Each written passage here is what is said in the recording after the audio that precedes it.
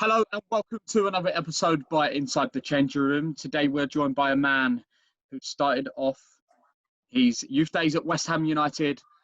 He then went on loan to Gillingham for his first Football League loan spell.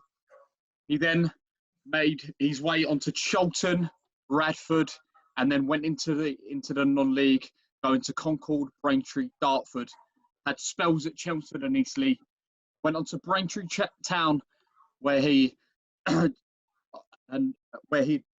up with the Cowley Brothers at Concord and Braintree. He then moved on to York City, where unfortunately was told by medical advice to give up full-time football. He joined Herne Bay to play part-time, but at the moment is taking time out of football. We are joined today by Matt Fry. Matt, thank you for coming on, mate. No problem. Thanks for having me. No problem, mate. Jacob, as ever, joined by yourself. How are you? I'm good, cheers, mate. Matt, let's go right back to the beginning then. You were a product of Gravesend and Northfleet, as they were at the time.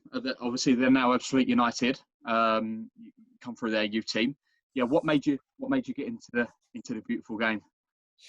I think the sort of story is going to be very similar to a lot of young players. It was just really all I ever wanted to do. Kick a ball around from a very young age, and sort of as I kind of got a bit older, I just played for a local side at first, Cobham Colts, which is sort of a little village, sort of just outside of Gravesend. So I played there for a little bit, and had some scouts from as you say then Gravesend and Northfleet come along and watch, and ended up joining there. And I think from then on it was just, I don't think at that age you really think about necessarily how you're going to achieve or get to the next level. You just kind of play because you enjoy it, and then sort of one thing led to another, and the rest is history, I guess. Yeah, I mean, age 11, quite young. It was West Ham United that come calling. I mean, At that age, a massive football club. Was it just West Ham, or was it other teams that were interested in it, and West Ham were the pick of the bunch? Yeah, so I played for the district and the county at about that age, and I think it was earlier really, sort of eights and nines. We had various scouts, approaching my dad and asking what my plans were, etc. It wasn't sort of until not too long ago that my dad told me that he'd kind of said that he wanted me to continue playing, at Gravesend and Northfleet for a little bit longer. And then I probably got to about 11, where you move up to full size pitches, and we had sort of a few more scouts come along, and it was about at that age that someone said, you should really join somewhere. And it was actually Arsenal I went to first. I got scouted from, there were sort of Millwall, Charlton, obviously your West Hams, Arsenals, pretty much all the London teams really. And it was actually Arsenal that I decided to go to first. I went for a summer-long trial because it sort of coincided with not being at school. I spent 6 weeks there, and I eventually got told that I wasn't Arsenal material. You wasn't Arsenal material? Yeah, that was those what is words. Arsenal material? Yeah, well, those words stick into my head because obviously as a young, I might have been 10, 11 then. And obviously that's the first time you just sort of taste rejection. And I remember sitting down with the academy director, and he said those exact words, and they stick with me now. But wow. I don't know if you remember that the Osgood Slatters thing in your knees that a lot of kids got. Yeah. I had that quite severely because I was probably the height I am now at 11.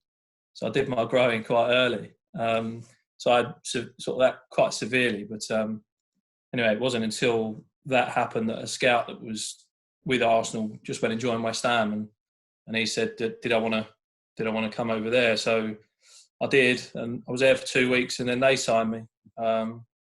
So yeah, it was.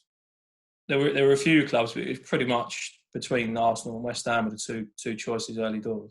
It's quite a compliment as well, isn't it? I mean, when you got Arsenal and West Ham coming for you, when you're a young kid like that, I mean, that must have meant the world to you as well, surely. Yeah, it did. I mean, as I say, you never really. I mean, looking back now, you never really give it too much thought about, obviously it's nice, as you say, quite flattering that you got these teams and, you obviously watch the telly and you watch these teams play on telly. But as a young player, you kind of just want to play and I don't think it was until I was a little bit older that I started to realise that something could develop and I could make a career out of it. But as I say, just sort of enjoying the game at that age, really. I mean, when you're at West Ham as well, you were given the captaincy when you were in the under-18s. Do you consider yourself a leader from quite an early age? I think so, yeah. But it wasn't something I really addressed until I was a little bit older. I've always felt quite confident growing up, and I'm quite comfortable speaking to various people and stuff. I was always quite a vocal player on the pitch, so I think that might have. That might have been a part of it. But, sort of growing up and playing and just enjoying it. But then, as you say, getting to certainly under 16s, I think, where you're, that's kind of, I think, if I remember rightly, you start playing on Saturday mornings alongside the under 18s,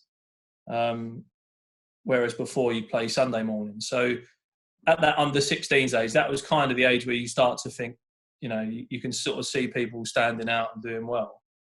But then, it was an absolute honour to, sort of play in a youth team that, Tony Carr was the academy director at the time, and he brought through, the likes of Rio Ferdinand, Joe Cole, Michael Carrick, all the big names before us. So, yeah, to get the armband, obviously at the under 18s was quite an honour as well. I mean, you said you were quite a vocal player as well. Was there anybody that you particularly trusted or looked up to be able to give yourself that freedom? It's sort of in the teams I played, or players that I admired. Well, both players you admired and also people you worked with as you came through the academy. I don't know really. I mean, I came through the youth team at West Ham just kind of after James Tompkins, who'd obviously, he was a year or two older than me, and he sort of broke into the team obviously at a later date then, but he was kind of the I guess when I was in the 16s, he was the person that I looked at playing in the 18s, because he was quite highly thought of. Yeah. I'm pretty sure he must have been captain at those levels as well. So I guess from the immediate team, Tonks was someone that I looked up to. But then obviously, I'd watch Premier League football all the time, and obviously it was Rio Ferdinand, sort of a few years before he came through at West Ham, and sort of that he was someone that I always looked at and looked up to. I mean, of course. Go on, James. Yeah, you signed your first professional contract in June 2009. I mean, yeah, what was that day like, Matt? That when you were told you were getting that first professional contract, was it kind of like, yeah, I've kind of made it now, or was it right now is not the time to kind of rest on my laurels here, let the hard work begins?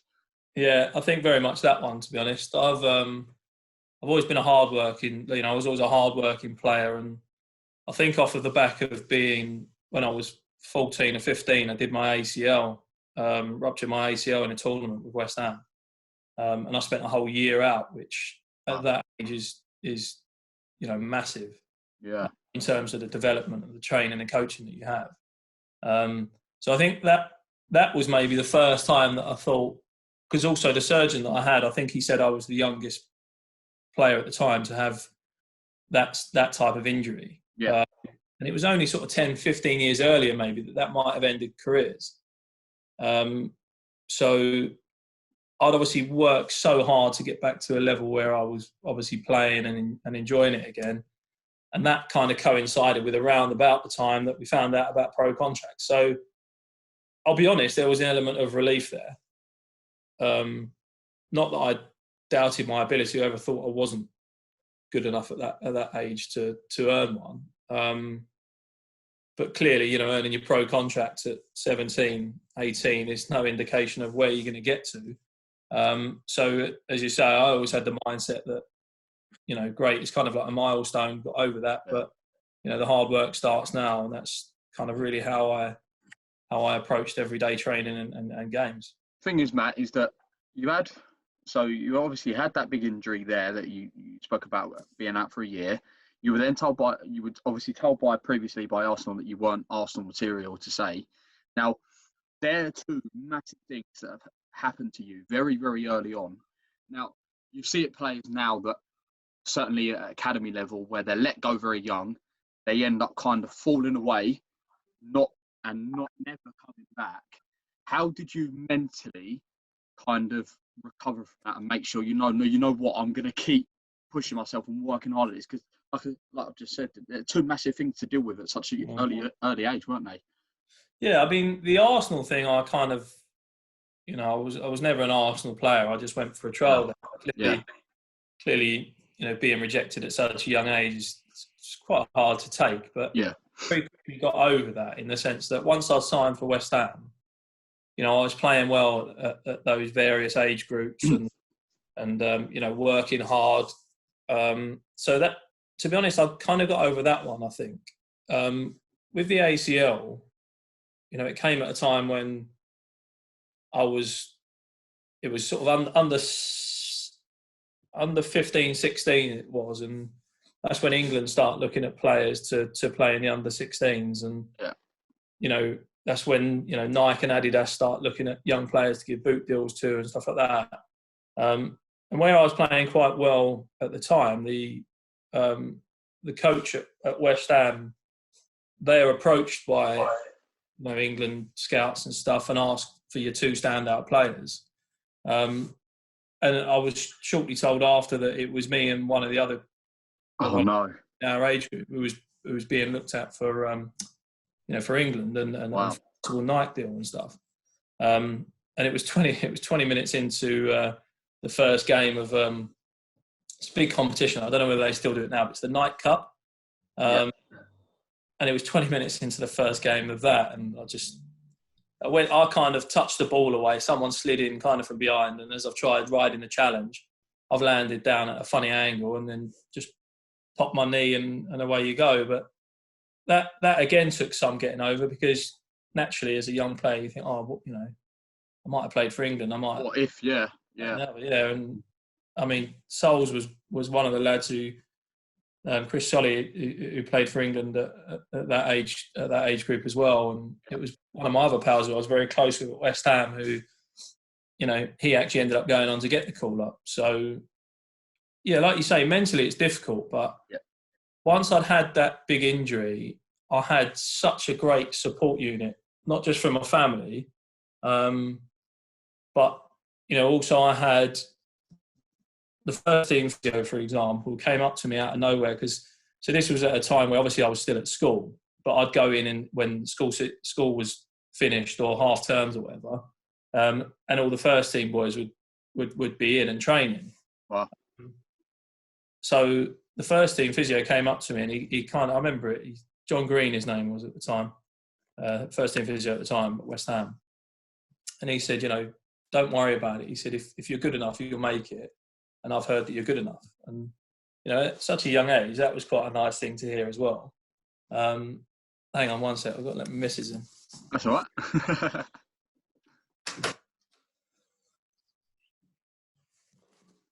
right. So, yeah, that was quite a nice thing to hear, obviously, and kind of eased any concerns, eased some concerns that I had, but it really just sort of focused me to, you know, to work hard again and get back to full fitness. So, yes, it was difficult, but I kind of feel like I had, you know, a lot of people around me, and as I say, the rehab and physio that you received from West Ham was, you know, first class. So they kind of did everything they could to get me back as soon as possible. But the hardest part was obviously being out for that whole year. You know, when you think at that age, and, you know, there's an old saying in football, you know, that a week's a long time in football. But sort of 11, 12 months out on the sidelines was obviously very difficult. But yeah, I think I quickly got over it and sort of worked hard to achieve the next thing. I mean, when you're still at school, like you said, and you've got these big injuries, did you ever have in the back of your mind a career path outside of football that you would have followed? At that age, no, absolutely not. No, it's crazy because you're taught as a young player, especially for, I can't speak for other clubs, but Premier League clubs, they do try and create a big support unit to say, you could potentially be a statistic, or you could go on and make it. But the stats show that it's highly unlikely that all of you in this room will even be playing. And they kind of say, you need education, which as I sit here now doing the job that I do, I massively am behind that, and I feel that there does need to be more done within football to educate players. But no, at that age, you naturally just think, no matter what anyone says, I'm going to be a professional footballer, and no one's ever going to take that away from me. But I learnt the hard way that's not always the case. Yeah, I mean, shortly after signing your first professional contract with West Ham in June 2009, you went on loan to League One club Gillingham in October. How did the move come about, and why Gillingham? Well, so I'm a Gravesend boy, so actually it wasn't planned, but it worked out very well. My two loan moves would be Charlton and then or Gillingham and then Charlton, sort of one at either side of Gravesend. But I had just been away for an end of season tour with West Ham in Hong Kong, and there was some sort of a vets competition as well, and Mark Robson, who was the assistant manager to Stimo at the time, he was out there playing with some of the other guys. So anyway, in the competition, we ended up getting quite far and did quite well, even though it was only a 7-a-side tournament. Mark had, I can't remember exactly how the first thing came out. I think Mark might have spoken to our manager at West Ham who was out there, and I remember the manager saying, Gillingham are one of the teams that could be looking for you boys for next year, and there might have been a couple of others as well. But I think I kind of got a phone call sort of the start of the following season saying that Gillingham might be interested, might want to take you. And obviously, Mark Robson, who was out there, had seen you play, and he was quite impressed. The move took a long time actually to happen. That some people might not know about.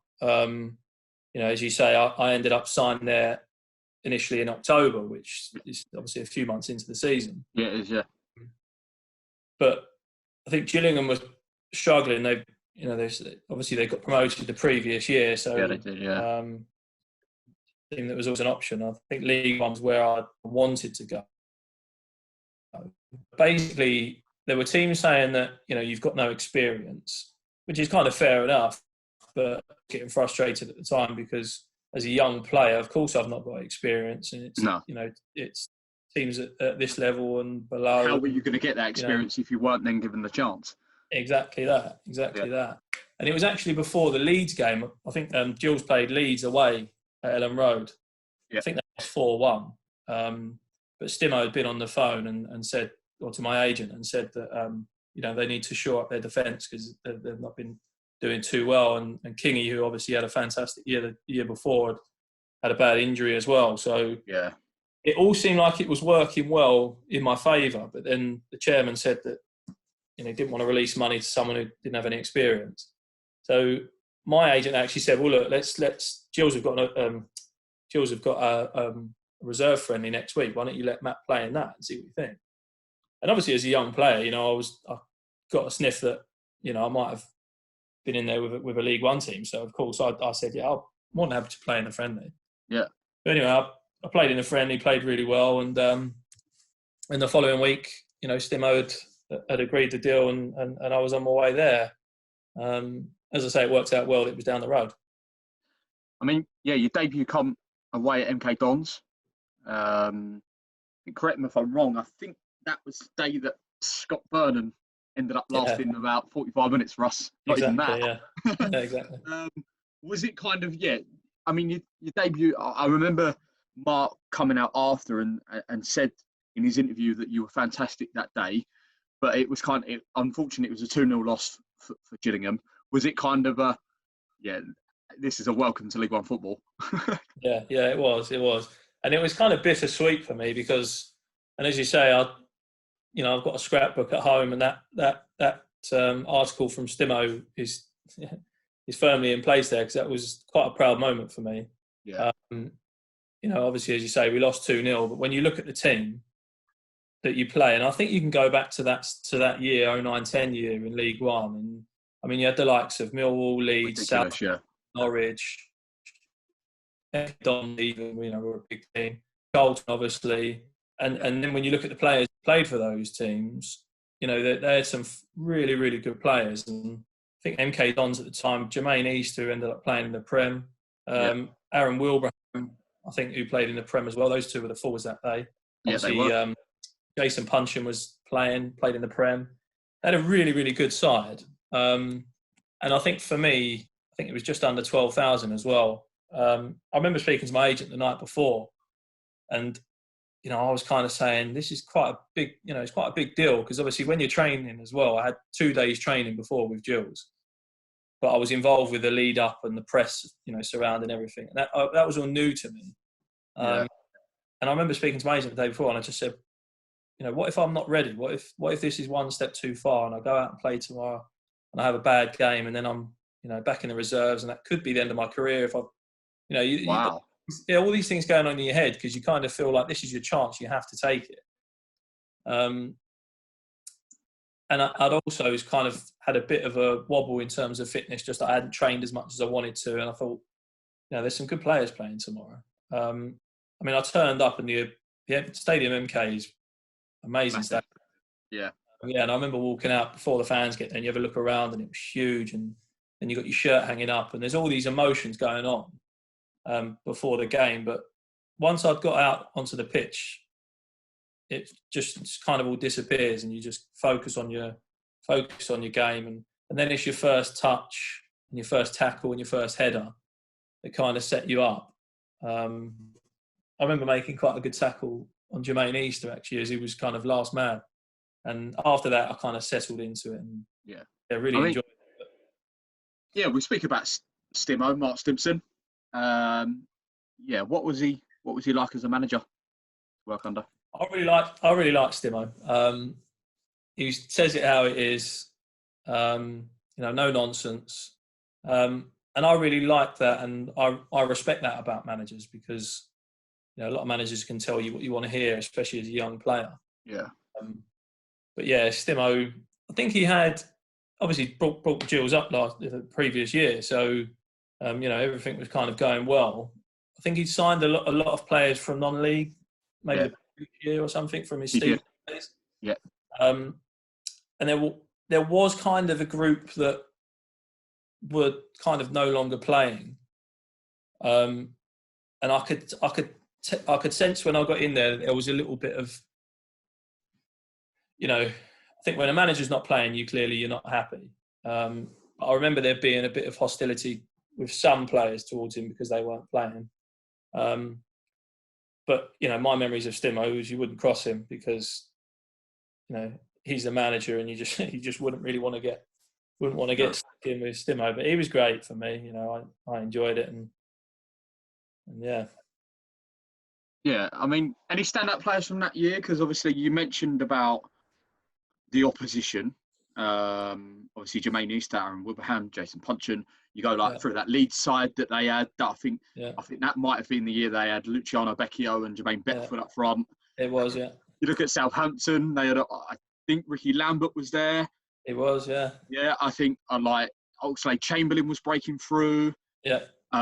It was. I think Norwich had Grant Holt and a few others. Yeah, it was a ridiculous, like you said, a ridiculous League One. But let's go back to that dual side where obviously Simeon Jackson went on to play a good level. Yeah. Obviously, Andy Bartcham went on and had a real good career. Like obviously, Yeah. Kingy had the injury. Barry Fuller, who obviously is now playing week in week out for the Gills. Yeah. What any standout players from that Gills year that and kind of any stories that you can tell from that Gillingham side? Yeah. Yeah. I mean, Jacko was a fantastic player. You know, Yeah. he I think every team that plays at any level almost has to have a talisman and a goal scorer and almost like the focus of the team, I think. And for me, in that Gills side, it was Jacko at that stage. Yeah. It's the stat in the end that we went on not to win away all season would just absolutely baffled me, because we played well in certain games and done well, and as you say, there was a group of players with experience, but we also had a blend of youth as well. Yeah. Who else did we have in that side? I mean, Jack Payne, who was just coming through, was technically a very, very good footballer. Yeah, Luke Rooney coming through, another great footballer. Yeah, Barch was always a tricky one as well. As you say, obviously went on to have a really good career. Yeah, I don't know. I mean, as you say, there was a good bunch. I was only ended up playing 13 games there. Like you say, Matt, is that it was a weird one, wasn't it, about the away form? Because at home we used to beat the big sides, but then just couldn't win away, and it was so strange. Yeah, it was odd, and again, it wasn't until I sort of looked back and talked to players and people and stuff. But we ended up keeping 6 clean sheets, me and Josh Gowlin, and obviously Barry Fuller and John Nutter as well. 6 clean sheets, and then you don't win away. Yeah, it just absolutely baffled me. There was. I mean, from the story front, I remember.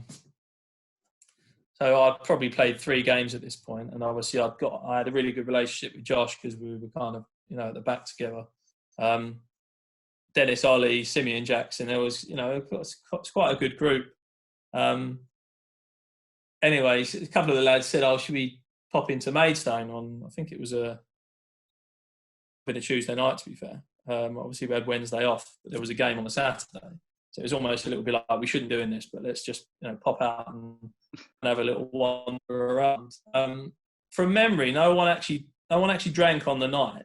But we were heading out into Maidstone, and we walked to, I think it was Beluga Bar at the time. Wow.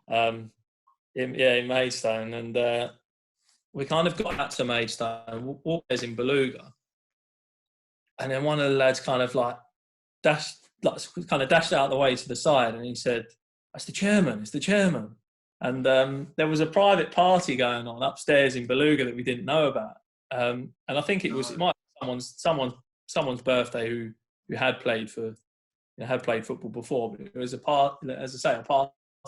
We walked up, obviously we wouldn't have been there. I mean, it's not the end of the world, but Tuesday night we were off the next day, but the game Saturday, it's kind of like didn't really want to be out kind of thing, or seen out.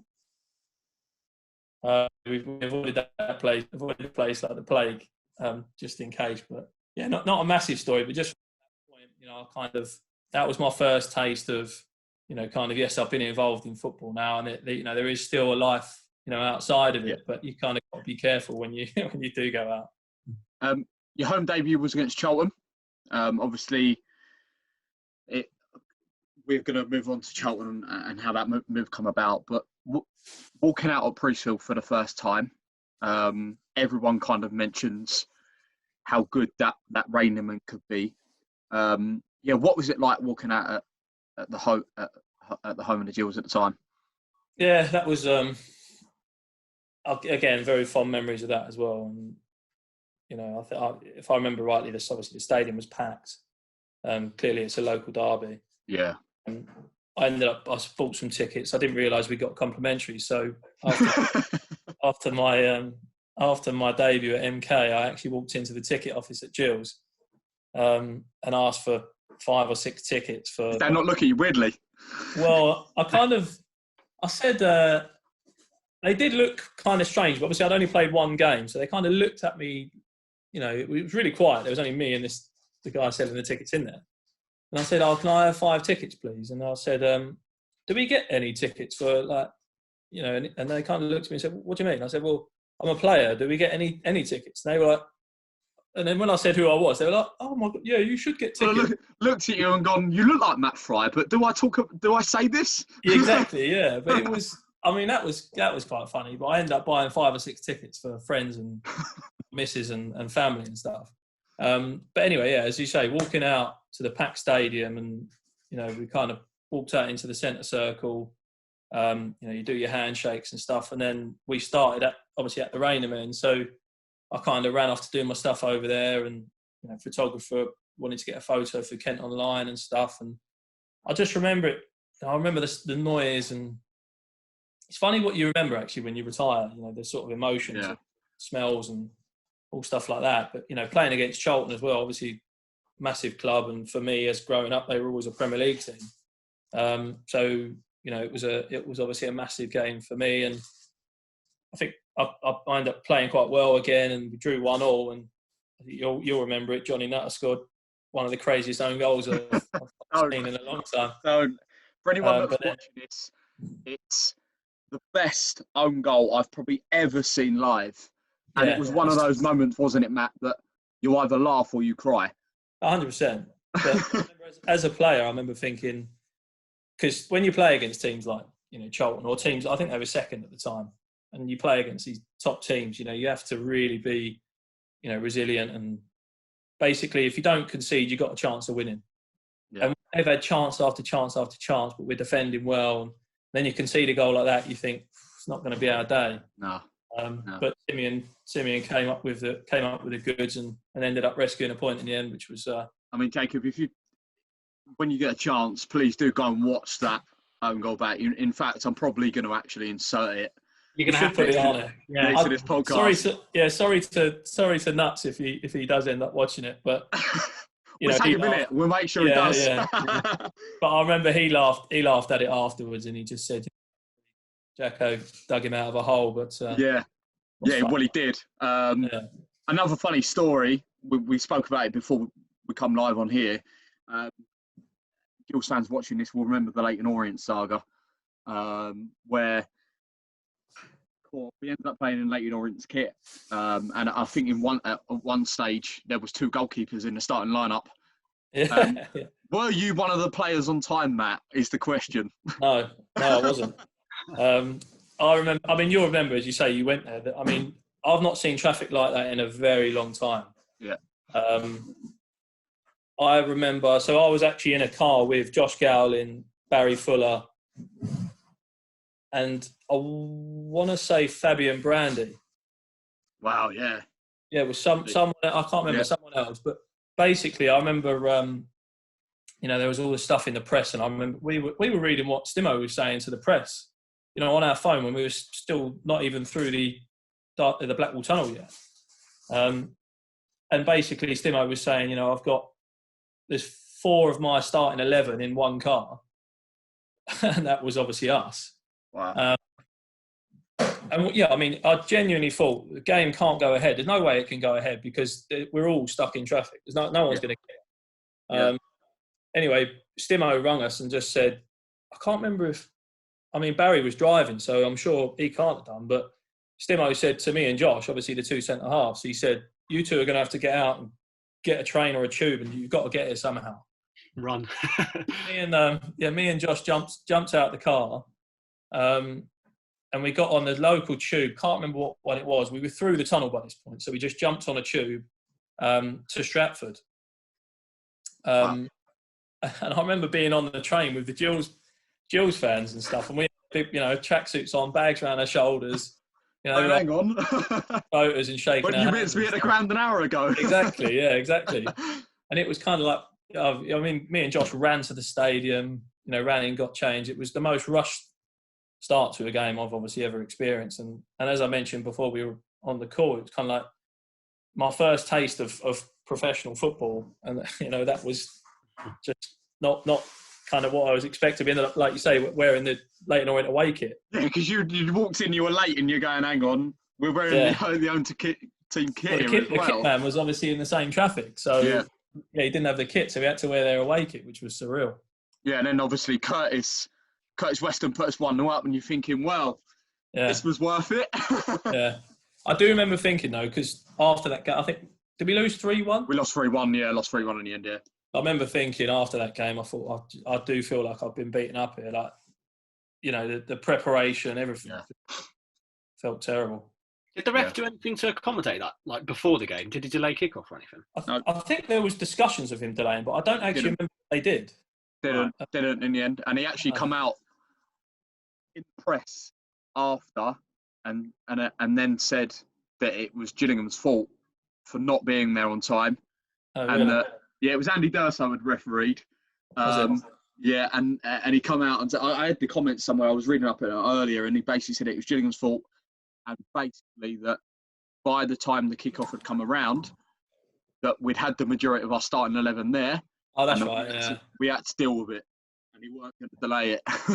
That was crazy. Had that been a Premiership team, I think the rules might have been different. Oh, I think there might have been. I mean, you can't see Arsenal wearing Man United's away kit, can you? No. Exeter away.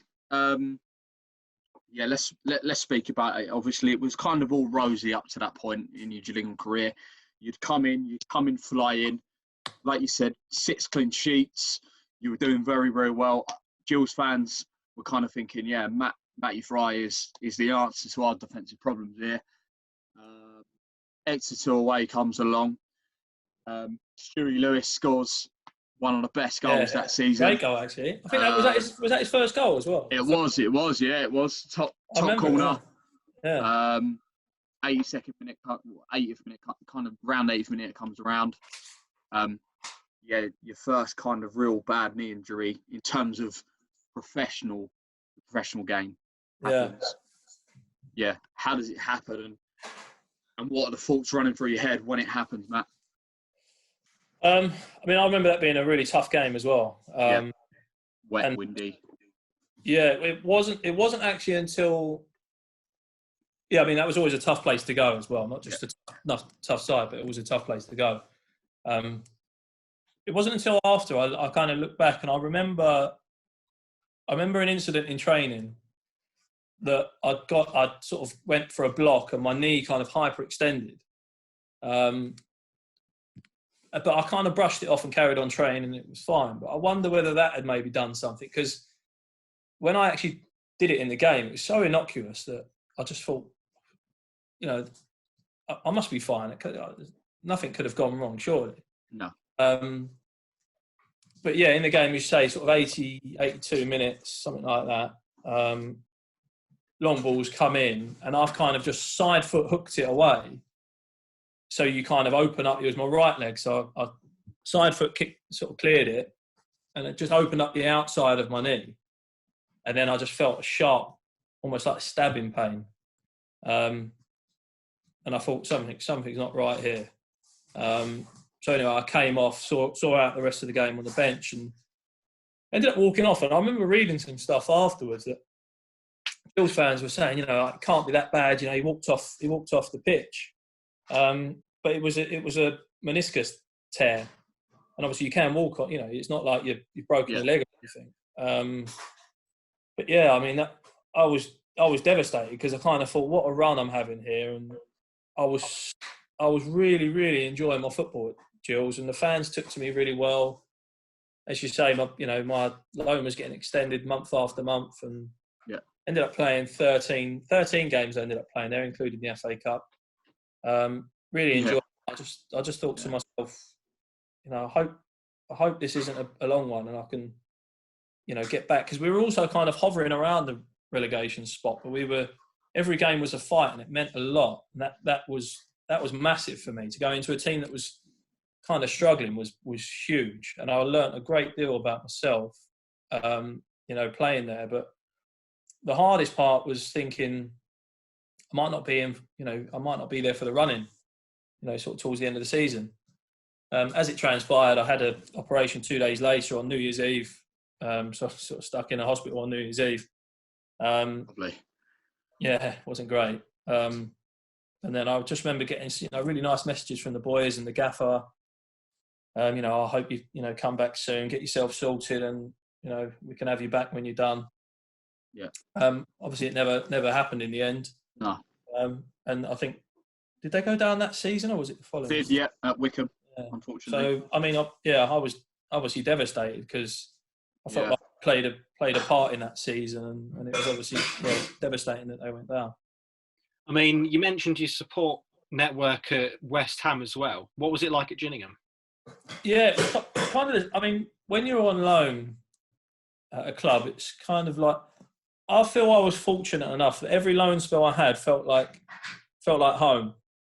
Whereas a lot of people in the press and stuff say, "Oh, I don't agree with loan players because they're not your player. They can just, they can just go back to their parent club when they're done, and they don't really care about the games and stuff." But on the contrary, I really feel like, as I say, every loan spell I had felt like home, and I felt like I was part of the team, and it was my team. But with an injury like that, obviously, I think resources are more stretched the lower down you go, and clearly they were in a fight, and I wouldn't have been priority if I was going to be out for a couple of months anyway. Go back to your parent club, but as I said, receiving the messages on New Year's Eve from all the guys, the gaffer and a few of the players, that meant a lot to me. And then, as you say, I did go back to West Ham for treatment, but it was a great group there at Gills that year anyway. Yeah, because Matt, it's got to hear that you went and then signed for Charlton in the March of 2010. You didn't obviously end up playing. Correct if I'm wrong. You didn't play for them, did you? That's correct. Down to that knee. Was it down to the fact that you were having problems with that knee that you couldn't end up playing? Yeah. So there were a number of things really. Basically, I played a reserve game against Spurs for West Ham when I was just coming back from the injury. Yeah. And this was at a time I was training day in, day out with the first team at West Ham. So Zola was the manager at the time. And I feel like he quite liked me, like when I was training, because I was always, hard working, stuck my foot in, stuck my head in. And Zola quite liked that. And he I felt like I made an impression, if that makes sense. So I was really excited, obviously, about having gone out, played League One, and then back at West Ham, will I get an opportunity? Anyway, I got a phone call. I remember getting into my car one day. It was part. And for me, I mean, as I said, I got a phone call. This was Charlton Athletic, who for me, growing up, was a Premier League football team. So it was massive for me. And I naturally thought that as a progression, Gills was a great base. I learnt a lot, did well, great club, local club. But then I felt that Charlton would challenge, obviously just come down from the champ, and they were challenging for the League One title. So did Gills never at that point come back in for you? Yeah, they did. So I think Stimo spoke to me again as I was coming back to fitness and said, do you want to come back, kind of thing. But I think they'd also made plans as well, because clearly that was now 2 months after I'd had the injury. Yeah. So they someone else. I can't remember who they brought in. Someone else at centre half maybe. So it was also when I got the call from Charlton. No disrespect to Gills, but no brainer. Yeah. That changed everything for me, and I really felt like I could do well and have a career. But it was also made very difficult because the assistant manager at West Ham said, we don't think you should go. We don't want you to go on loan because we've got a run in now. This was sort of when West Ham were in the Prem, and they said we've got a run in now, and we've had a few injuries, and we think you should stay. You'll be training with the first team, and you might get a chance by the end of the season. I look back now. One of the other young lads, made his debut against Man City. I think in the last game of the season, but I'd decided to go out on loan to Charlton, but there was a number of reasons. I think the loan deadline was closing. Yeah. So Parky wanted, a squad and backup, etc., just in case that, they had injuries or whatever, because they were going for the title. And then secondly, I think there was a number of loan players. You could only have a certain amount of loan players in the team, or in the squad, matchday squad at any point. so there was also obviously the knee kept recurring, and basically the spiel was Parky said, we saw, you made your home debut against us. You had a great game. We've kept tabs on you since then. We'd love to have you in and help us out. And he said, we know you've just come back from your injury and you're still having a few issues, but we'd rather sign you now than miss out because the loan window shuts. So I ended up doing that. As I say, a local team, so it wasn't far to travel. But yeah, sort of kept having niggles with that knee, and it lasted throughout the whole season really. And it wasn't until we played Swindon Town in the playoff semis. It wasn't until the home leg of that Parky said, you've trained absolutely brilliant. Your attitude's been great. He basically said, whether we go up or stay in League One, we want you back next season. Right. And he said, I kind of earned myself a place on the bench for that semi-final second leg. So that was the first taste that I had of being with Charlton. I didn't make an appearance, but being involved in a game of that magnitude in the last day of the season was huge for me as well. I mean, at the time when you had to make the choice between staying on at West Ham and potentially making your debut or moving on loan, did you ever sort of look back and think, maybe what if I'd have stayed at West Ham?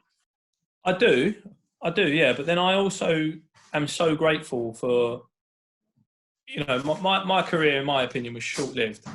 But I had so many great experiences that will live with me forever. And playing for Charlton is a massive part of those memories and that experience. And again, with the Gills fan, I had a great rapport with the Charlton fans, and a lot of my mates were Charlton fans, and the club, has a special place in my heart. I was there for a whole year, so I was kind of I had some really great memories. But yeah, there are obviously sometimes I look back and I think, maybe if I didn't go, might I have got on the bench, or might I have had 2 minutes at the end of one of the games in the Prem? You never really know. I don't feel like Prem was my level. Champ was probably my level, but I could have made a couple of appearances, and who knows. So would you say that the familiarity of Charlton was the biggest thing in drawing you away from West Ham at the time? I think so. Yeah, I think as you say, I kind of, when I got the phone call, it was this is Phil Parkinson, the Charlton manager. I don't know. It's just a feeling. I was like, this is Charlton. This is a Premier League team, and I kind of viewed them similar to West Ham, even though they were 2 leagues apart at the time. And obviously being a local club, I knew a lot about them and stuff like that. And I very much think it was being familiar with them, and they were in the Premier League, not, maybe 2-3 seasons earlier. So I think that played a big part in my decision. Yeah, I mean, you returned in the August. You then didn't obviously make your first appearance until later on. So you joined on the 5th. You made your first appearance at the end away at Huddersfield. Yeah. You actually scored in your debut. I bet that was a nice feeling, wasn't it? Even though obviously it was a loss, unfortunately. Yeah. For Charlton. You went and scored. That must have been a real proud moment for yourself. Yeah, I think it was a long time coming, because obviously I'd been involved, and I travelled with a matchday squad every week in the previous run into the playoff semi-final. Yeah. So I was involved in it all, and I was itching to get on the pitch, itching to play. I'd turn up and I'd just miss out on the squad because of either injury or, there's too many loan players.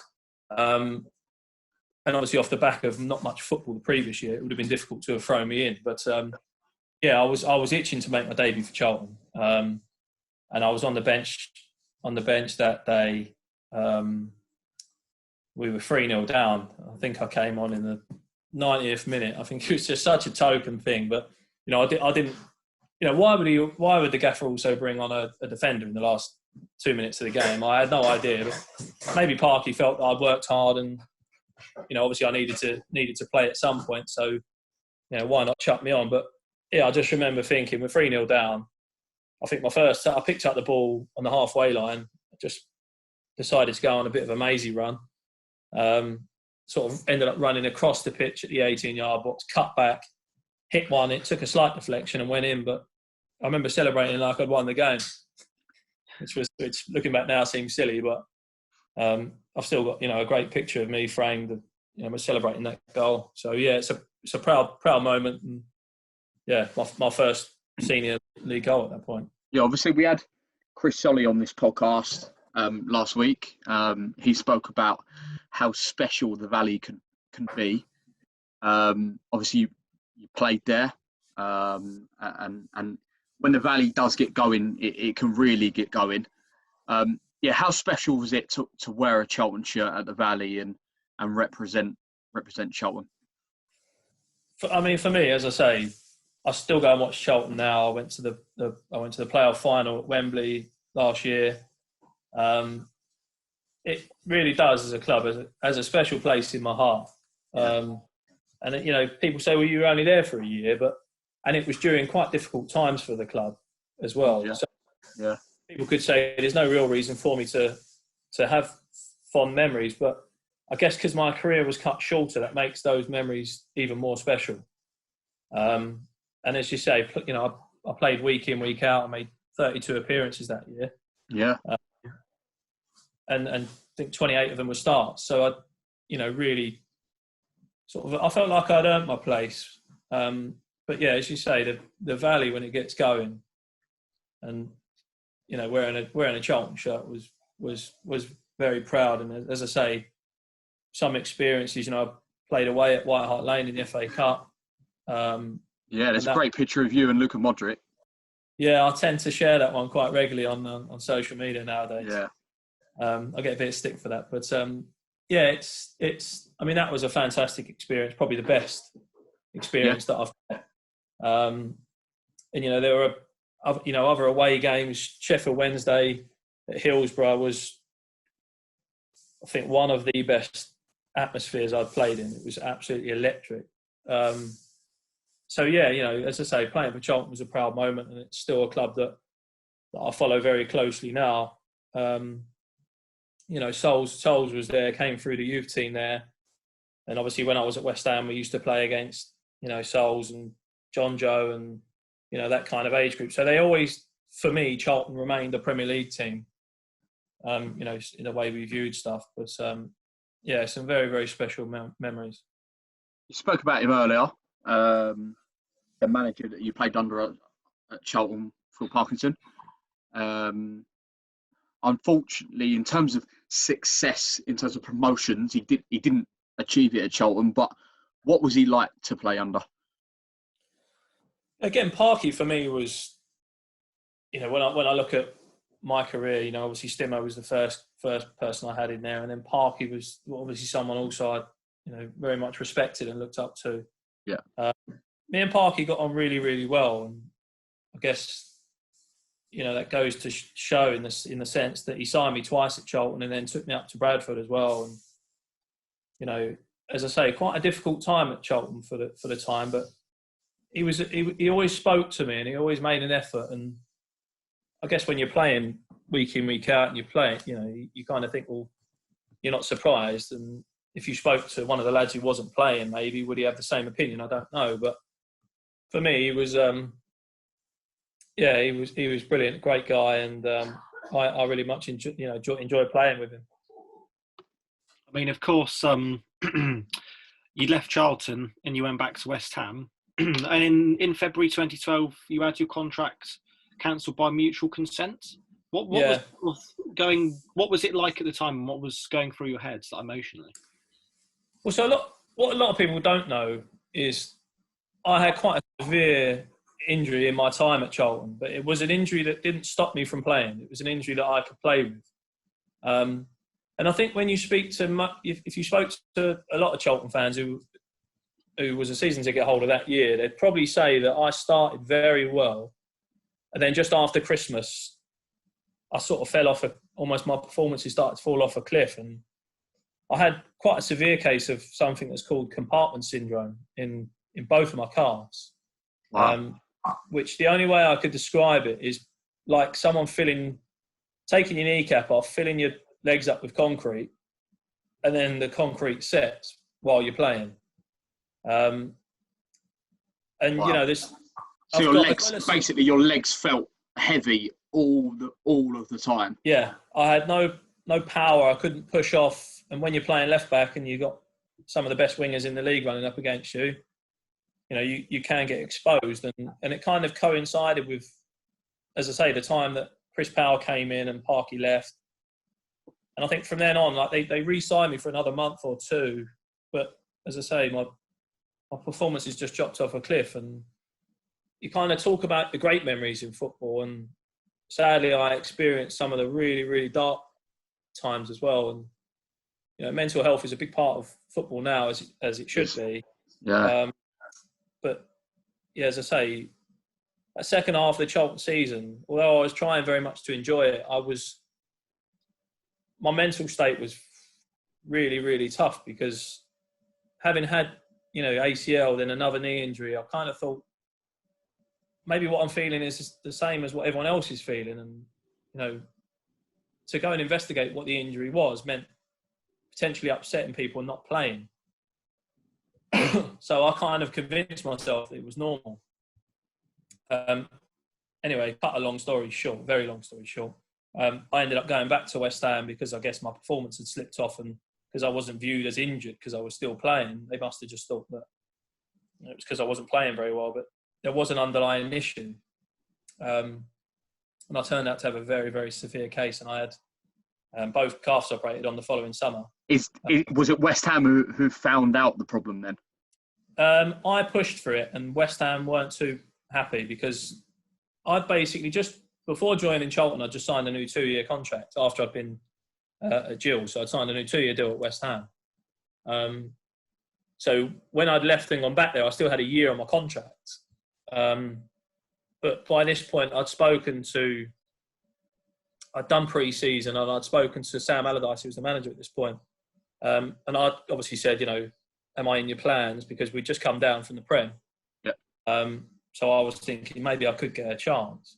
And he said, you know, you've gone out on loan and you've done well, but I'm bringing in the likes of Kevin Nolan, Ben Haim, Abdoulaye Faye, you know, all players who played in the Prem because he wanted to bounce straight back up.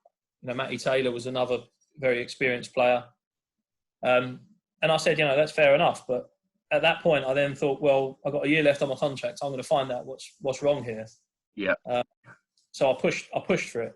You know, there were a lot of things that went on that I won't go into loads of detail about. But, you know, as I say, a young player that wasn't in their plans, did they really want to be forking out on medical bills at that stage? Probably not. But for me, it was all about me. And yeah, as I said, I ended up finding out that I had quite a very severe case of it. And you said as well, like the toll it took on you mentally. Was there anybody that you were particularly close to that helped you like through that within football? Not really. I mean, apart from my family, yes. But you almost had to be very careful because I don't know. Again, this was a very dark stage for me because any footballer will tell you playing football in front of big crowds is brilliant. It's the best thing in the world. Yeah. But equally, the worst part of being a footballer is those lonely days in the gym and the lonely days on the pitch running and lonely days sitting there with ice on your leg and stuff.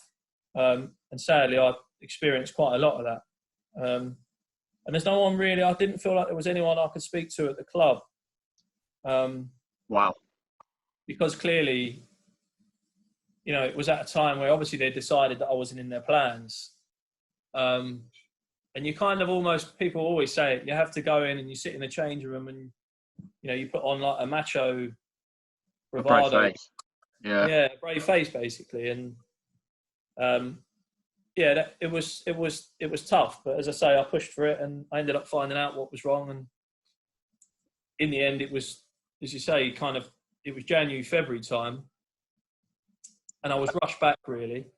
And I was offered a compromise agreement that I needed to sign by deadline day in January. Otherwise, I'd have had to have stayed there. And anyway, another long story short, I ended up signing it. And then I wasn't fully fit, but Parky had called me and wanted to take me up to Bradford, who were struggling in League Two. And yeah, I guess that goes on to another story. Yeah.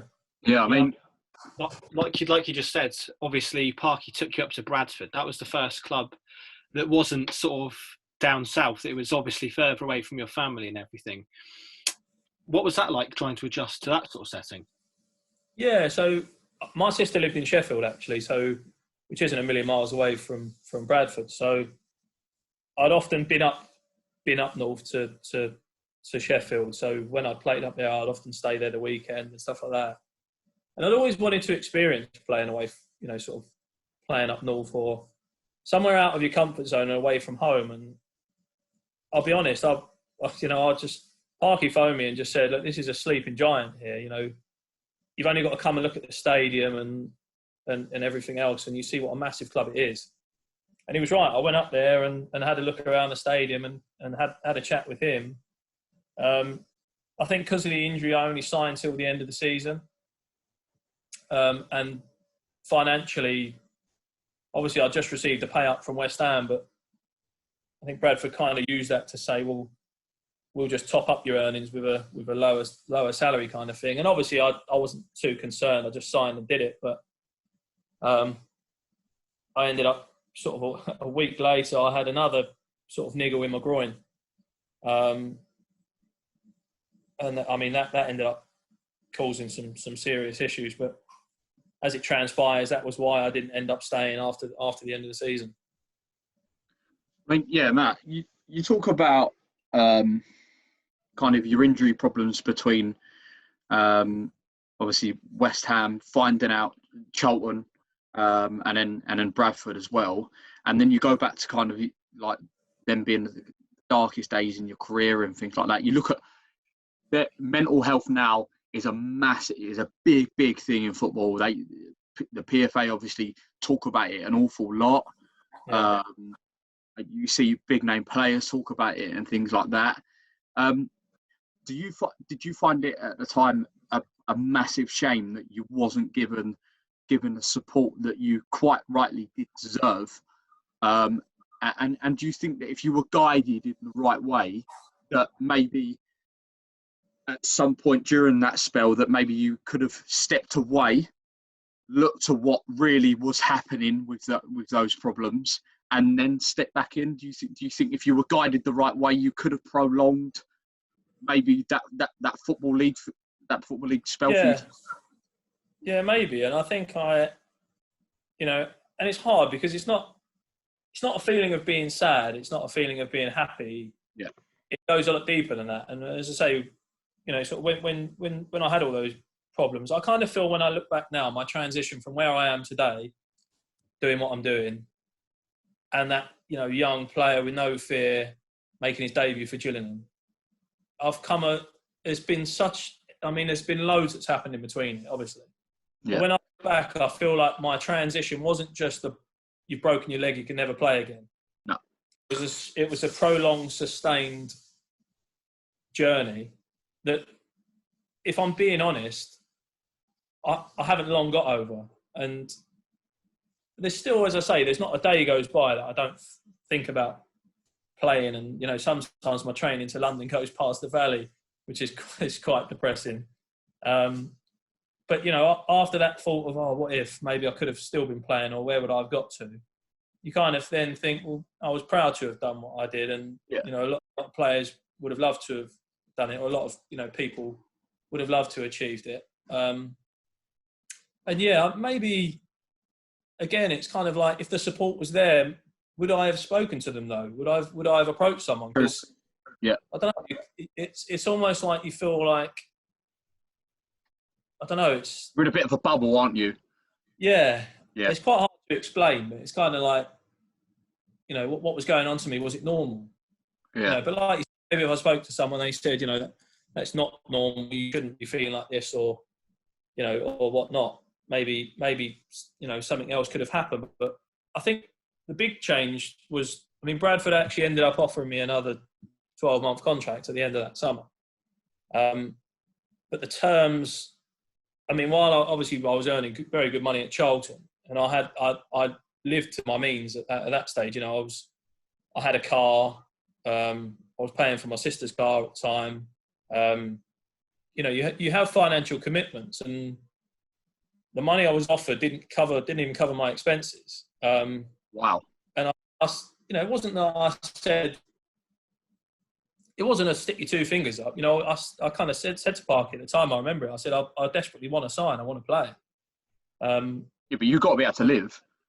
Yeah, exactly. But, I had this groin injury, which niggled me till the end of the season. That's why I only ended up playing 6 games for Bradford because of that another injury. And I ended up not playing until the following February. So even if I had signed, I would have been, lonely days in the gym, miles away from home. When I look back, mate, I don't regret that decision, but I do feel like if I could have got fit and played, maybe I would have gone on to play for a bit longer, in the Football League. But as I say, that's the way it goes. I did step into non-league football and I had some very good memories there. But yeah, I do feel like my league career cut short. Yeah, you did step into non-league. You went and joined Concord Rangers under, everyone knows them obviously now, being Huddersfield managers. Nicky and Danny Cowley signed you for Concord. Your first year weren't that bad, was it? You went and was all right, yeah. Obviously got promoted into Conference South. Speak about working under the Cowley Brothers. Did you see back then that they was going to go on and be successful as they were? Yeah, definitely. The physio that I was seeing, who was at West Ham when I was younger, I knew him for years. He was best man at Danny's wedding. So when I left Bradford, and I started seeing the physio to try and get back from injury, obviously I was doing the stuff in the gym, but it got to a stage where introducing myself back into football was a big part. So Ross, the guy at the physio, he said, my mate's Danny Cowley, he's the manager at Concord, blah, blah, blah. So I only really went to go and play a few games, to be honest, but I enjoyed it so much. It was kind of like playing with your mates, and I'd never experienced that before.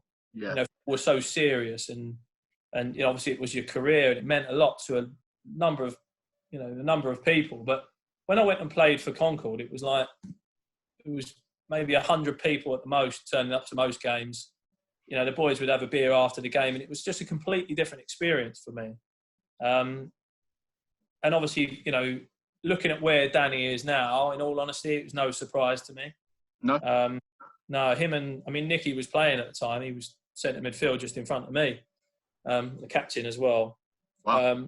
But Danny and Nicky were both teachers, and we play on a Saturday or a Tuesday, and Danny would come in with, we talk about the opposition, and this is at a level that there's barely videos at the games. I mean, there is now because a lot of them do it, but yeah, going back to then, it wasn't really a big thing, video analysis and stuff. But Danny would have been up the whole night before, after getting in from work at school, analysing the opposition, because his view, and he still does it to this day, was if I can improve certain areas of the game by just 1%, then that 1% there, 1% there, and 1% there might be the difference between winning and losing. And that was his attention to detail. And as I say, it's absolutely no surprise that him and Nicky are where they are. And, when they kind of took over at Huddersfield, it's no surprise that they, went on to win a string of games and stuff. And they've done it at every club they've gone to. Yeah. What's their approach to man management like as well? Obviously, you talked about their attention to detail. Yeah. Again, probably Danny was, I've had the privilege of playing under some, really, really good managers. And I'll even go back to when I was, around it at West Ham, playing under Gianfranco Zola and stuff like that, who was a very good manager. But I think Danny's probably the best man manager that I've played under. Wow. It was, and again, I listened to Sol's podcast as well, and he hit the nail on the head that he kind of said, tactically, you have to have a knowledge, but the biggest part of being a good manager, in my experience, is being able to manage the players that you've got playing for you and being able to get the best out of those players. And And I just felt every time I played, I wanted to run through a brick wall for Dan. And, you know, he's not bad tactically either. You know, him and Nick, you know, as I say, their attention to detail, tactically very good. But the best thing is obviously the way he made you feel and yeah. You know, as I say, how he made you feel as a player, and you wanted to go that extra mile for him. And I think that's why he does so well. I mean, yeah, you like you said, you went and kind of played about 30 games in that season for Concord, winning promotion. Obviously very successful.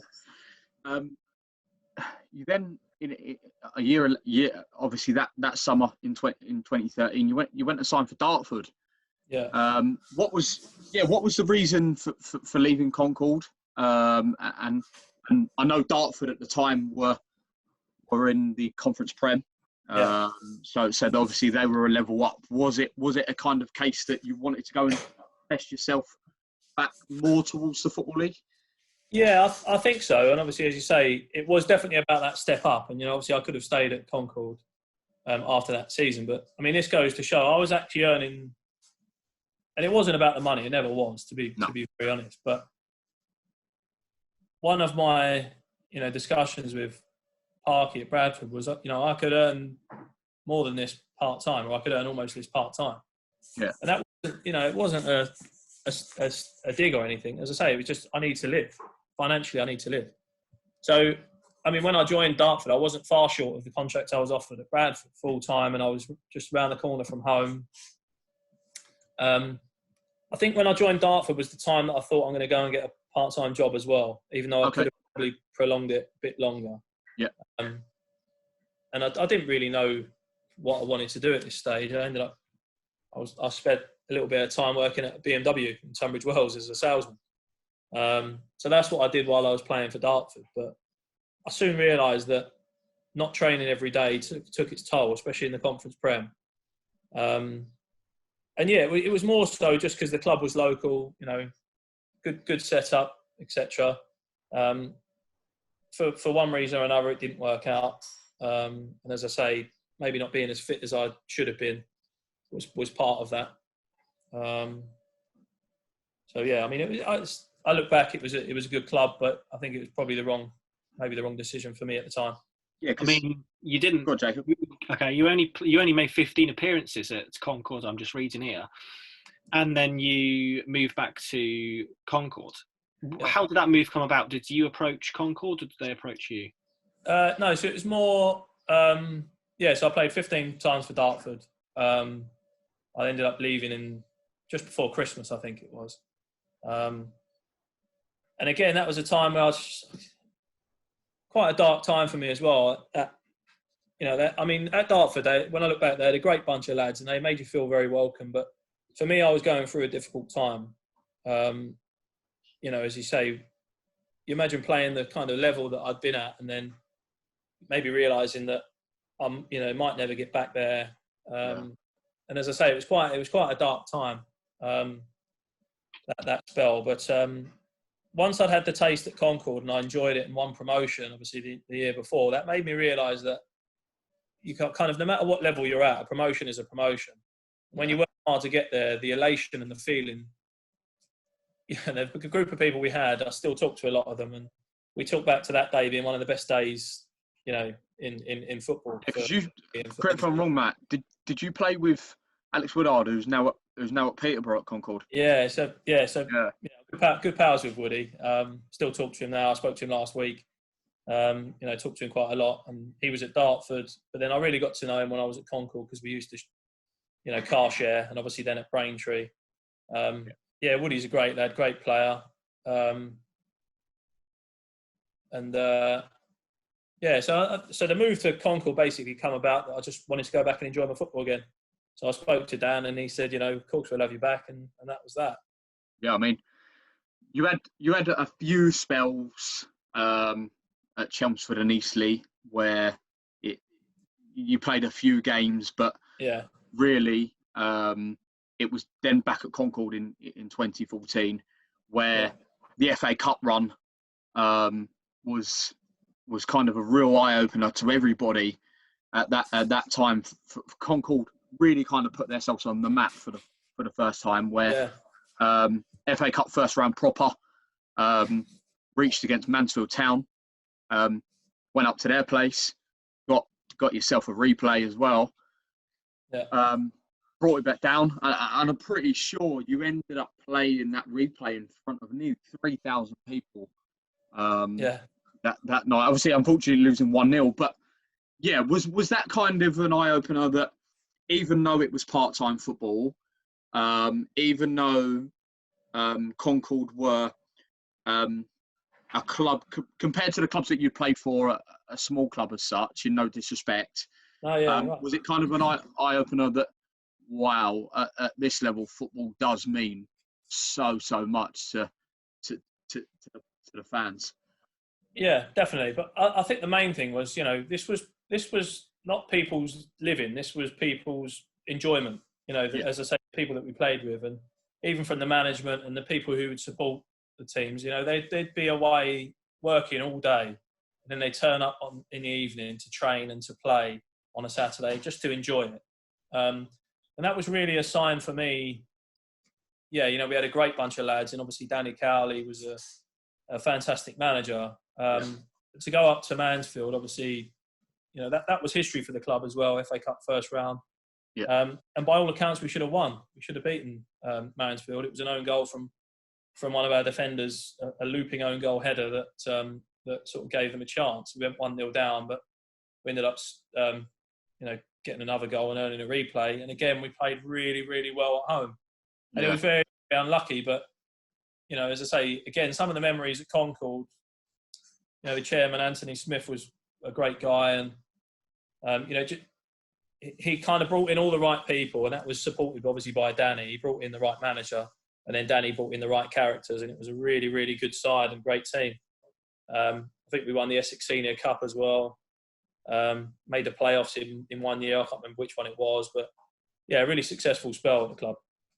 When you mention as well, when you get to that level of football, it's more about enjoyment rather than making a living.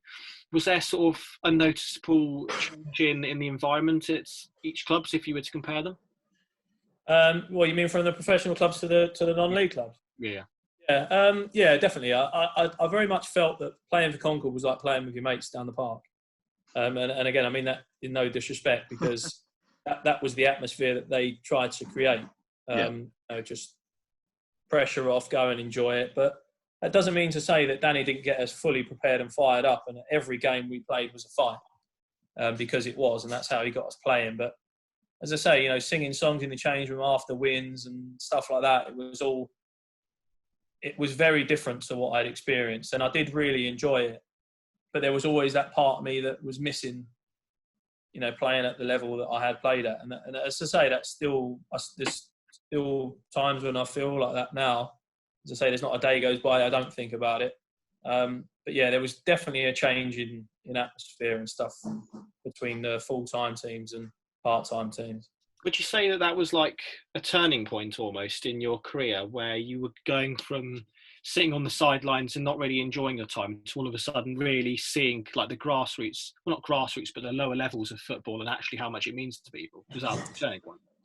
Yeah, no, I would. Yeah, I would say that. As I say, there's a lot of, playing for big clubs like Charlton and, Gillingham and stuff like that. There's clearly you're under pressure to perform, because it means, as I say, in my opinion, I think football's one of the biggest religions in the world. People really do view it. It's their absolute everything. And, we used to, people be on social media. It's worse now than it was then, but it was still going on. That, you just try and avoid basically going onto social media if you've had a bad game or even if you haven't. But yeah, the pressure involved with playing at that level is different to anything I've ever experienced. And as I say, I just felt like there wasn't that experience. And I think playing for Concord was a team known as the underdogs. We very much felt at every game we were never expected to win. And that's why we did so well. Obviously, Danny and Nicky moved on to Braintree. You went with them in the summer, I think it was 2015, wasn't it? Yeah. What was it the case that you were simply just following Nicky because you want Danny and Nicky because you wanted to play for them, and what were the ambitions of the football club at the time? Yeah, so I mean, obviously, I knew that Danny and Nicky were both very ambitious people, and there was always a part of me that thought I might continue the journey with them and get back to playing, full time. There were, points when I was playing at Concord and stuff that, that you'd have scouts, like Leyton Orient scouts would speak to Danny about me and other players. So I always thought I could get back there. But yeah, I mean, I was doing exams as an accountant at the time. And I was working in London, and I mean, Braintree on a map from where I live is a long, long way away. But I wanted to do it because I wanted to follow Danny and Nick, and obviously it was a step up. And I felt, as I say, we could achieve something. And I always thought Braintree as a football club, not a particularly ambitious football club. Obviously, when Dan went there, it was like an absolute whirlwind because, we ended up going on and finishing in the highest, club history, the highest position, third in the conference, National League it was then. And we only just lost out on a playoff final to losing to Grimsby in the second leg of the playoff final. Goes to show with, I think we might have been the only, if not there was only two of us, part-time teams in that league. And to go and finish third, it's just such a fantastic achievement.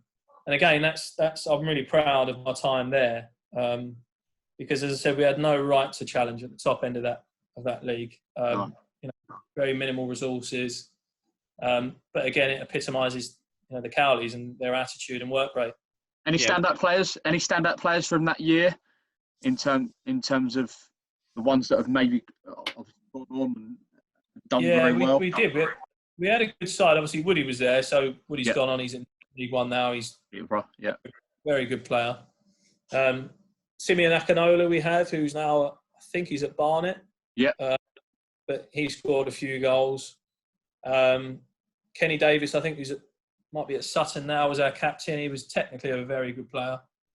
We had a core of good players, but there were no superstars. I didn't feel like there were any superstars in the team. It was all just, again, the culture that the Cowleys create, in that, we all work hard for each other and no one person's better than the team.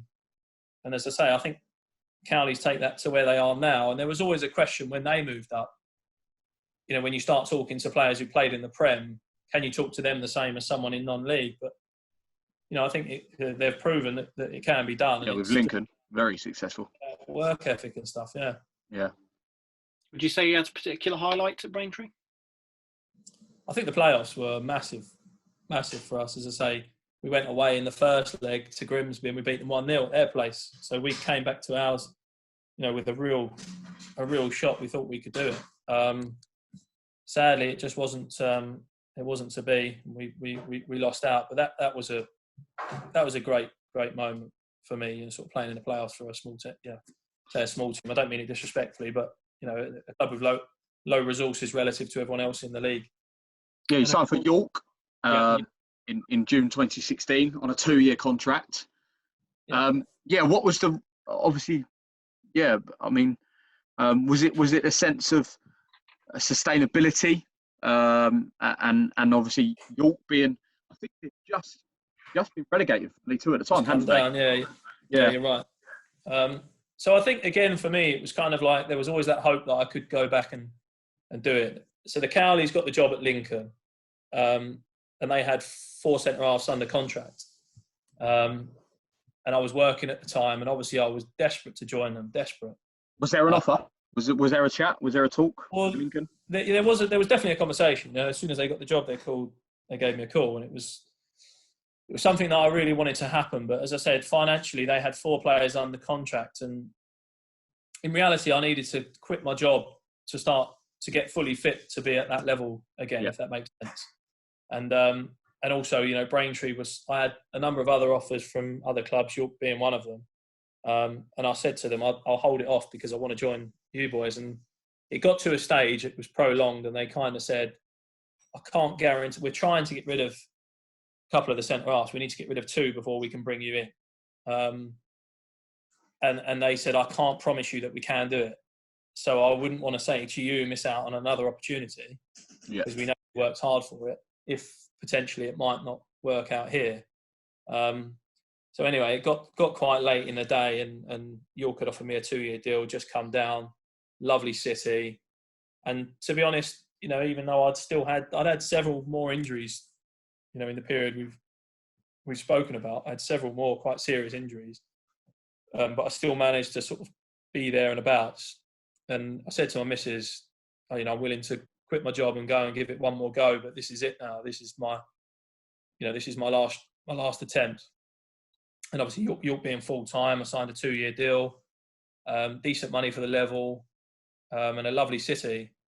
I felt it was a great team to go and do that too. But you know, again, long story short, sadly, that was the end of the road. And as I said, that was it. Then I was 27 by the time I finished there, and I was advised to knock it on the head.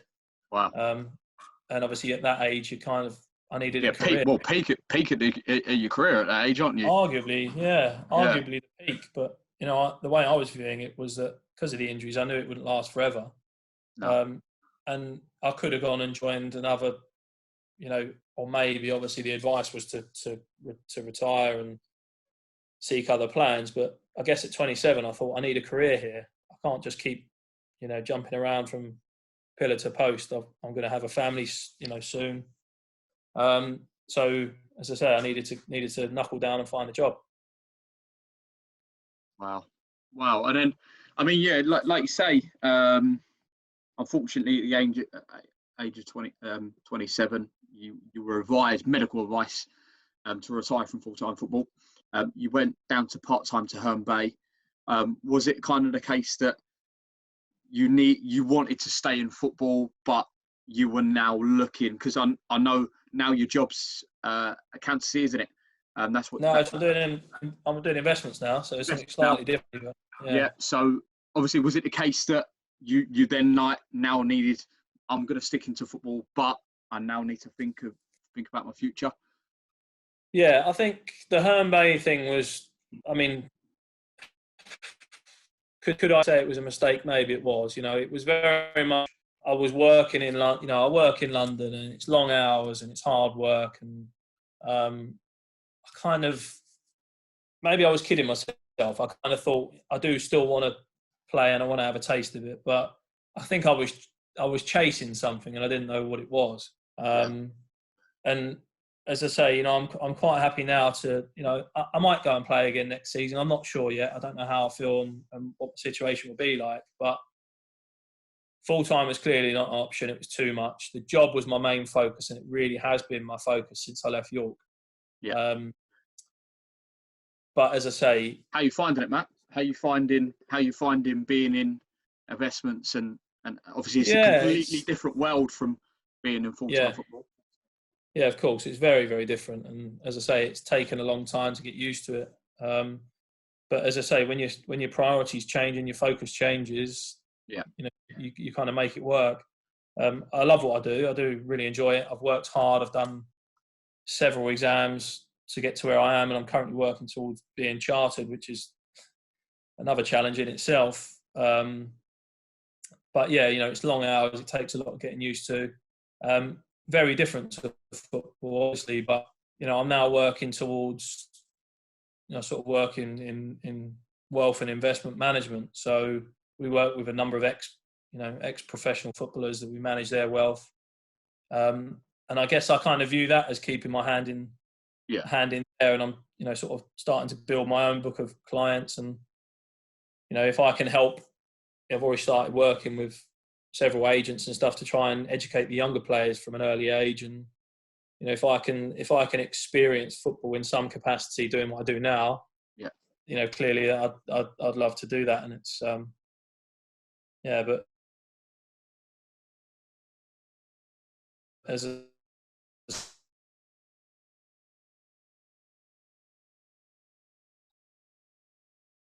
lost Matt a bit there, haven't we? Yeah. Connection's dropped off, I think. We'll get him back eventually. Yeah.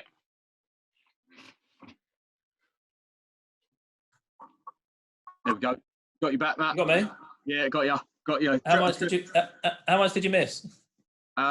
You were talking about investment into footballers and working with agents.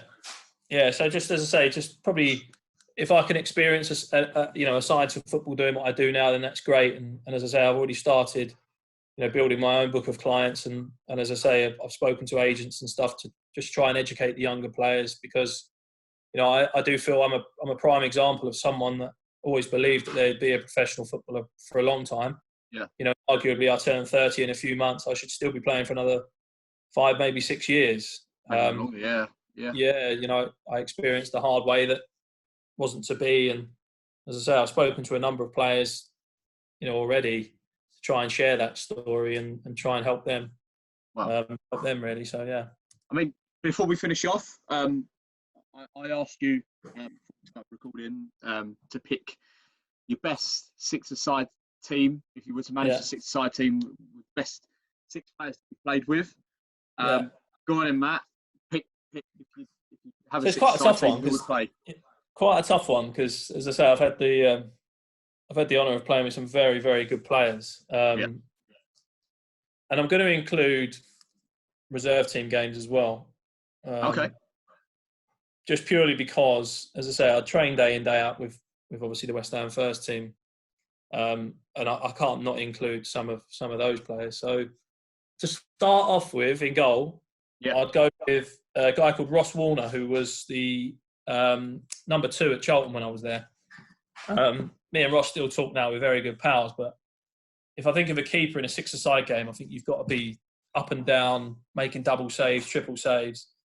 And he didn't really have too many games in the way at Charlton, but in training, he was playing in the Huddersfield game that I scored on my debut, but he would make some unbelievable saves and, making double saves, triple saves in training. And you think, how the hell did he save that?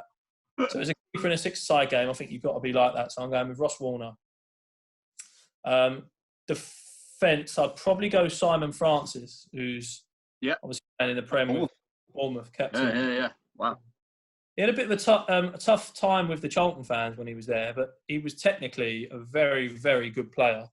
And obviously it goes to show, he's played a long run and a big number of games in the Premier League, and you don't do that unless you're a gifted player. So I'll probably go with Frano at the back. I've kind of done then kind of 2 midfielders, but would play almost, tracking back as well. And I've gone with Scotty Parker, who would need no introduction whatsoever. No. I've got him in there because he's a leader. I've got him in there because of his work rate. Obviously technically gifted as well, but he was like a terrier, breaking play up, making tackles, passing the ball. He's definitely someone that I'd have in a six-a-side team for that reason. Another player in terms of flair and trickery was a player called Alessandro Diamanti, right? Who played at West Ham as well, and I played with him in pre-season first team games, and the amount of chops he could put into one attack was just unbelievable. Cruyff turns, chops, flicks. He's a typical six-a-side player. In terms of flair and ability, he was unbelievable. I'm probably going to go against the rules with my next one because I'm going to go for Gianfranco Zola, who's going to sit sort of in the hole. Oh wow! Now I never played a reserve team game with him. He was the manager at the time at West Ham, but he would train every day. And you join him with you? He joined in, and he was the best player in training by a mile, and I could guarantee he could have played himself in the Prem, and he would have been unbelievable. Wow! No matter whatever team he was on in your training was the team that was winning. He was just a different class, and if you speak to anyone who's sort of played with him or experienced that, they'll tell you he's just a magician. And as I say, it was made all the better because he was a nice guy and a man manager. One more. So One more. Yeah, one more. So I'm going for a guy called Matty Godden, who is at Coventry. Yep. Cool. Matty Godden, in terms of finishing, he was unbelievable. So I've got him in there for the finishing. He can put it on a 5p piece anywhere you name. And he's obviously, I mean, he's gone on. He's done very well with Coventry. Yeah, you probably know shot that he's gone and scored. Yeah. I think it's just over. Is it over 20 goals already for Coventry? Something like that. But you also look at the clip of the goals that he scores, and he scores all different types of goals. Yeah. But yeah, I've got him. Quite a blend, actually, I would say, in that six-a-side team. But yeah, that's probably what great names. Absolutely fantastic names. Matt, yeah, we'll finish off there then. What a podcast it's been. I mean, even though it was a kind of a very, in your eyes and certainly our eyes and the age that you finished out full-time football, very short-lived career. But I mean, we've spent well over an hour speaking about your career, and the memories, certainly from West Ham to Charlton to the non-league memories, to the players that you've played with. One hell of a career and one hell of a story that you've had. It's been an absolute pleasure to have you on.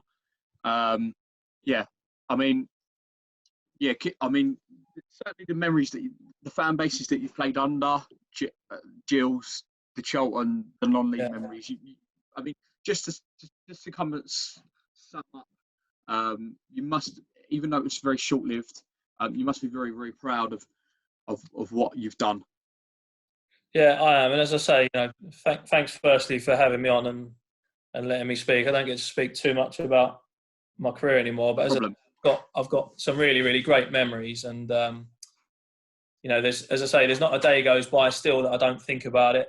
As I say, I'm privileged to do what I do now, in a sense that I feel that it's quite elite for the industry. But when I sum it all up and I look back, as you say, I'm very proud of what I was able to achieve in a short space of time. And as I say, there's memories that I'll cherish forever. Pleasure having you on, mate. Thank you very much for having me. That's the latest episode for Inside the Changing Room. Keep liking, keep subscribing, keep watching us. We've got plenty of past and present footballers coming onto the channel, and you've been watching Inside the Changing Room.